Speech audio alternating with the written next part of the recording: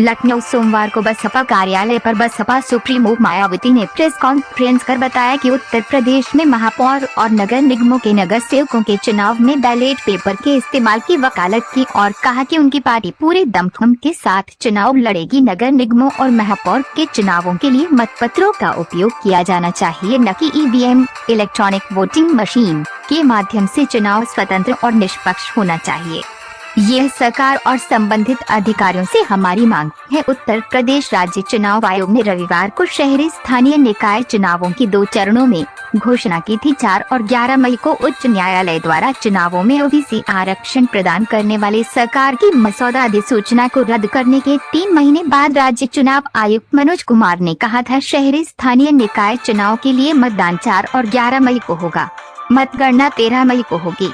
मायावती ने ये भी कहा कि उनकी पार्टी ने पूरी ताकत से चुनाव लड़ने का फैसला किया है ताकि शहरी स्थानीय निकाय स्तर पर समाज के हर वर्ग का ध्यान रखा जा सके। महापौर की 17 सीटों, नगर सेवक की 1420 सीटों, नगर पालिका परिषद अध्यक्ष की 199, नगर पालिका परिषद सदस्य की 5327, नगर पंचायत अध्यक्ष की 544 और नगर पंचायत सदस्य की 7178 सीटों के लिए चुनाव होगा। Byte Mayawati, Baspa supremo. स्तर पर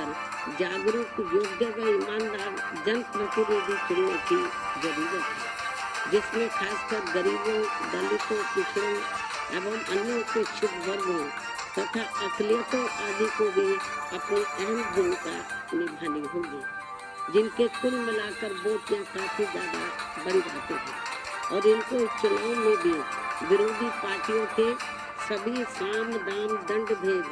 आदि हथकंडों से सावधानी बरतते हुए व खासकर सत्ताधारी पार्टी बीजेपी के किसी भी दबाव व लालच आदि में न आकर अपना वोट करना। इसके साथ ही यदि ये नगर निकाय के चुनाव सरकारी द्वेष, पक्षपात व अनुचित दखल अंदाजी आदि से मुक्त व पाक साफ होकर चुनाव की प्रक्रिया को सही से लागू करके कराए गए तो फिर इसका चुनाव का महत्व खासकर यूपी के नगर विकास व यहाँ के लोगों की उन्नति व स्थानीय स्तर पर रोटी रोजी में भी काफी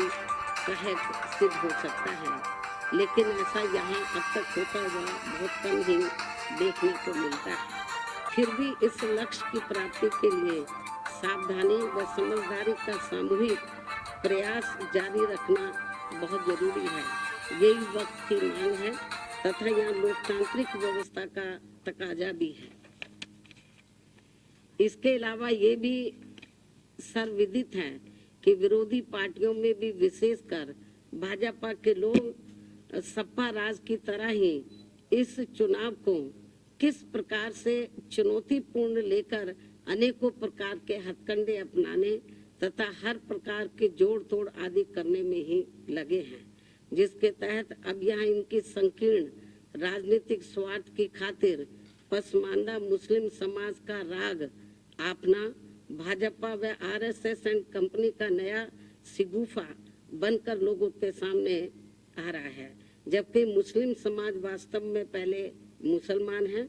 तथा उनके प्रति एसटी, ओबीसी व महिलाओं आदि के लिए जो आरक्षण की व्यवस्था की गई है तो उससे इन वर्गों के लोग पूरे तौर से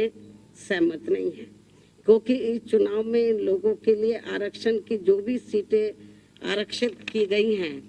तो उसमें काफी नियमों को ताक पर रख दिया गया है, जिससे जाहिर होता है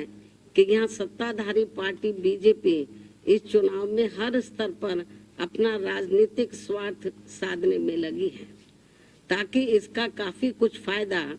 इसके बाद देश में होने वाले लोकसभा चुनाव में इस पार्टी को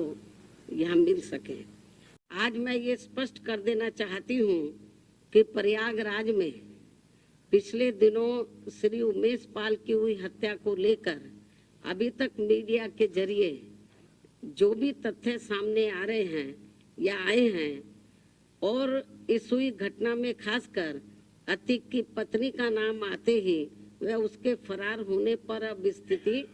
बदल गई है। ऐसी स्थिति में अब हमारी पार्टी ना तो अतीक की पत्नी को और ना ही उनके परिवार के अन्य किसी भी सदस्य को वहां मेयर का टिकट देगी। इसके अलावा जहां तक अतीक की पत्नी को पार्टी में रखने व ना रखने का सवाल है, तो उनके पुलिस के गिरफ्त में आते ही जो भी इस केस को लेकर उनके बारे में तथ्य उभर कर सामने आएंगे, तो तब इसका भी जल्दी ही फैसला कर दिया जाएगा, क्योंकि हमारी पार्टी कानून से ऊपर नहीं है, अर्थात कानून का पूरा पूरा सम्मान भी करती है।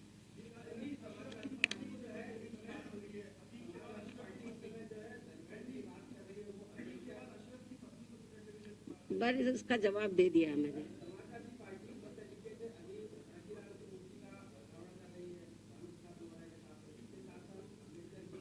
इसका जवाब मैं ट्वीट के जरिए दे चुकी हूँ। धन्यवाद।